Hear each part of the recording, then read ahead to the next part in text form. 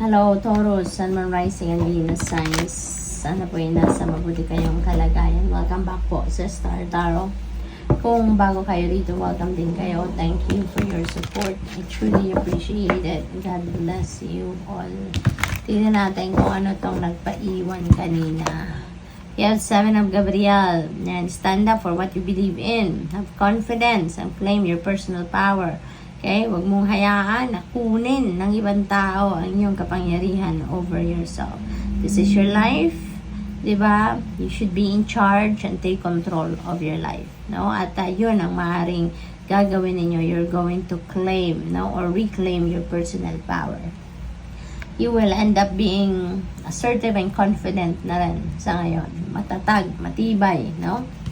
We have 4 of Raphael. Ang iba sa inyo dito, seek out other possibilities dahil wala na mangyayari dito. So, kung nakaraan na, yung pa rin ang pinagpo-focusan ninyo kung ano yung tapos na, no?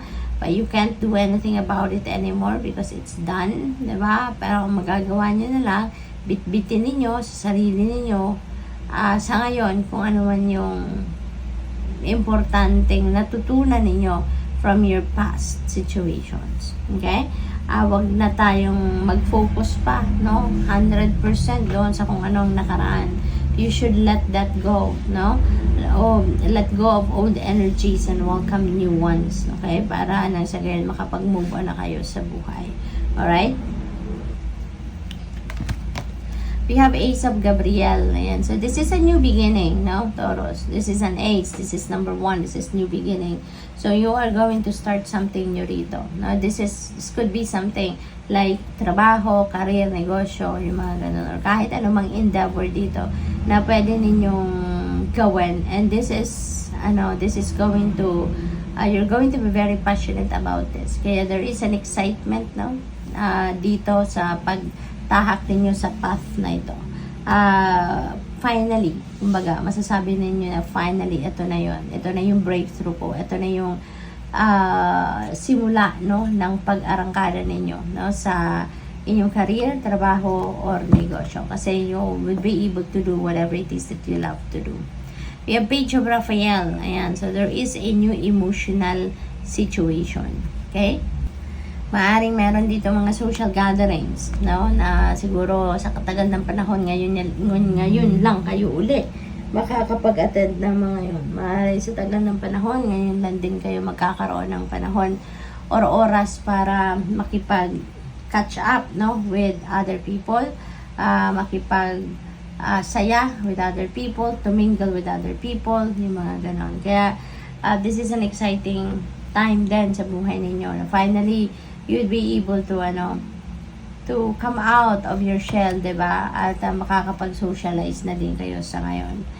Queen of Ariel, this is an energy of a very nurturing and sensible person, no? Si Queen of Ariel, din siya, energy din siya ng abundance and prosperity. Kasi maaaring ang iba sa inyo din dito is going to receive lucrative job offers. Maaaring may mga ganon, or you are going to be receiving siguro baka mga offers sa trabaho, career, negosyo, or baka investment, no? Or baka din, no, ang career ng iba sa inyo dito is nasa caregiving, nasa healthcare, yung ganon, no? Kaya you are also very nurturing at masyado kayong mapagmahal, no? At mapag-alaga. And kudos to you, no, Taurus, kasi hindi birong mag-alaga. Whether bayad ka or hindi, kapamilya mo man o hindi, 'di ba? Pare-parehas lang 'yan, mahirap gawin.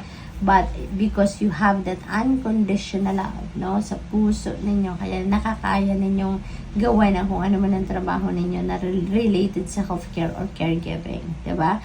Kaya congrats sa'yo. Maaari din, ang iba sa inyo dito is going to take care of yourself. Baka ngayon din, maiisip nyo na din na while I'm taking care of other people, I'd rather take care of myself as well.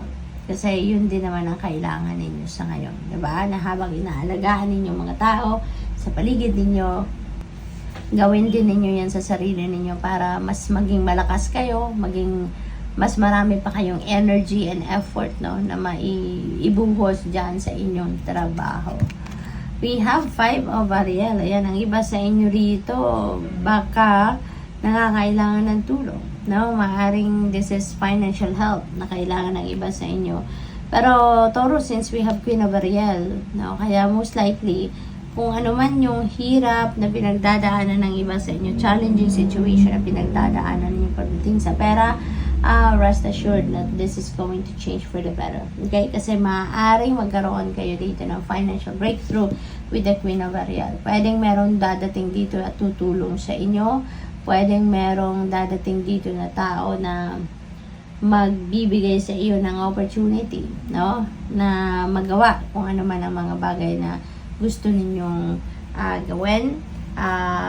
Kailangan ninyo siguro ng financial help, any kind of help, no? Kailangan ninyo, yan ay dadating at masosolve ninyo ang inyong problema. So good luck sa iyo. Thank you for watching Love and Light. Namaste.